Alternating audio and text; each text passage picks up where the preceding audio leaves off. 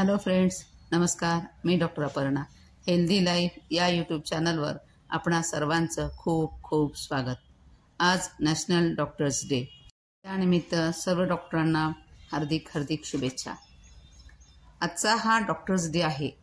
ही फक्त एक आठवण आहे की आपण केवळ बरे करणारे नाही तर मानव देखील आहोत.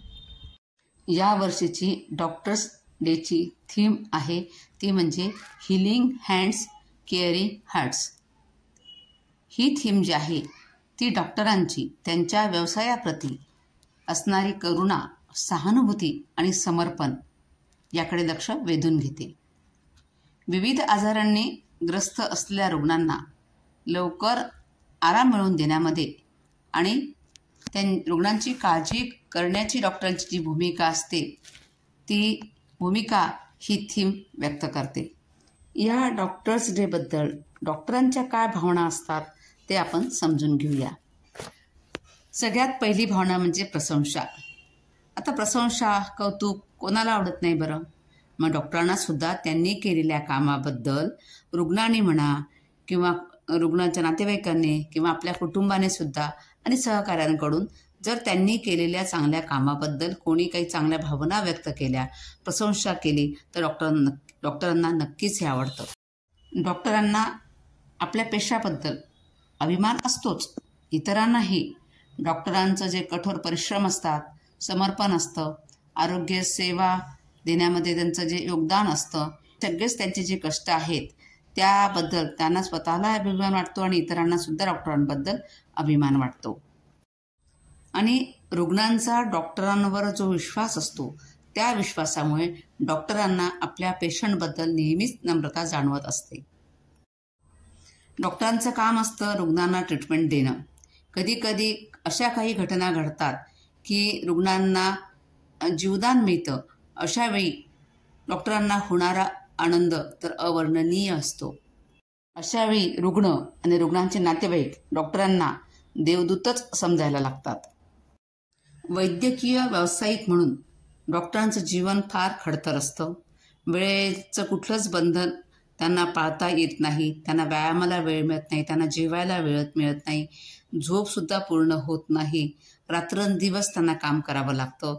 प्रायव्हसी अशी नसतेच.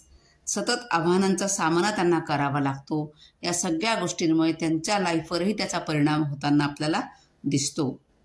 शिवाय मेडिकलला ॲडमिशन मिळवण्यासाठी त्यांची जे चिकाटी असते, परिश्रम असतात, शिवाय अथक रात्रंदिवस त्यांना नेहमी अलर्ट राहावं लागतं.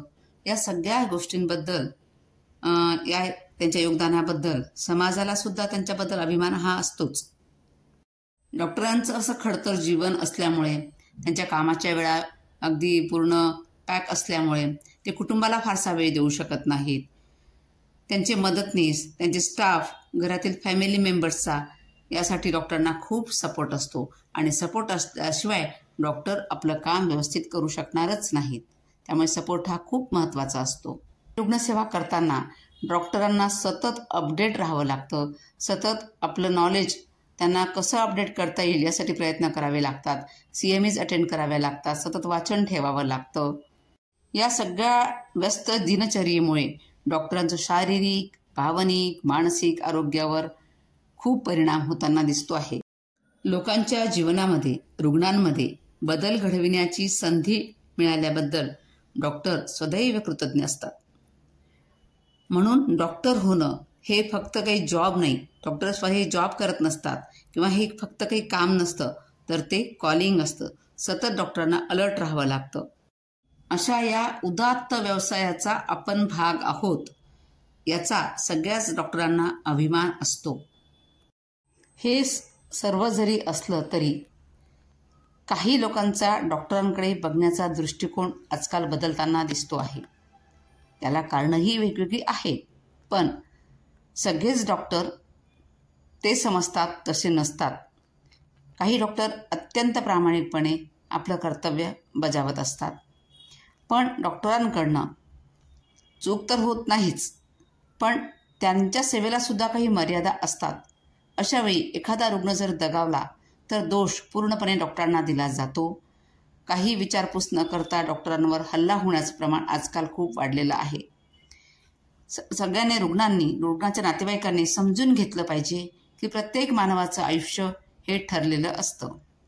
डॉक्टर सर्वतोपरी प्रयत्न करतात आणि डॉक्टरांच्या चुकीमुळे रुग्ण गेला हे नेहमी म्हणणं हे सर्वस्वी चुकीचं आहे. डॉक्टरांवर होणारे हे हल्ले बहुधा सरकारी दवाखान्यामध्ये जे इंटर्न डॉक्टर असतात किंवा जे रेसिडेंट डॉक्टर असतात त्यांच्यावरच होताना दिसतात. आपल्याकडे सध्या 1000 रुग्णांमागे एक डॉक्टर असावा असं म्हटलं जातं, पण 11,000 लोकांमध्ये एक डॉक्टर आहे. सध्याची ही परिस्थिती आहे आणि या सगळ्या डॉक्टरांना उपलब्ध साधनसामुग्रीवरच उपचार करावे लागतात. त्या डॉक्टरांचा काहीही दोष नसतो आणि विनाकारण त्यांना रुग्णांच्या नातेवाईकांच्या रोषाला सामोरं जावं लागतं. ही परिस्थिती कुठेतरी बदलली पाहिजे. यामुळे डॉक्टरांचा आत्मविश्वास डळमळीत होत आहे आणि डॉक्टरांची मुलंसुद्धा आता या फील्डकडे येण्यास तयार नाहीत. खूप परिस्थिती बदललेली आहे आणि आता जर चांगली मुलं डॉक्टर होण्यासाठी या क्षेत्राकडे वळली नाहीत तर पुढे चांगले डॉक्टर तयारच होणार नाहीत. तरीसुद्धा आरोग्यसेवा देण्यासाठी रुग्णांसाठी डॉक्टर कटिबद्ध असतात. डॉक्टरांवर होणाऱ्या हल्ल्यामुळे आता हल्ली छोट्या दवाखान्यामध्ये सिरियस पेशंट कोणी ठेवायलाच तयार नाहीत. त्यांना मल्टीस्पेशालिटी हॉस्पिटलमध्येच पाठवलं जातं आणि मग तिथे त्या रुग्णाचा खर्च खूप वाढतो. त्यांना हॉस्पिटलचा खर्च जास्त करावा लागतो आणि हे सगळं थांबवायचं असेल तर रुग्ण आणि डॉक्टर संबंध पूर्वीसारखे चांगले राहिले पाहिजेत. यातच समाजाचं हित आहे, रुग्णांचं हित आहे आणि हे जर संबंध चांगले राहतील, निकोप राहतील तर डॉक्टरसुद्धा चांगल्या मनाने न घाबरता प्रत्येक रुग्णांची ट्रीटमेंट चांगल्या प्रकारे करू शकतील. हा विश्वास आजच्या या डॉक्टर्स डे निमित्त मी व्यक्त करते. माझा हा व्हिडिओ आपल्याला आवडला असेल तर जरूर लाईक करा, शेअर करा, कमेंट करा आणि माझं चॅनल सबस्क्राईब करायला विसरू नका. धन्यवाद.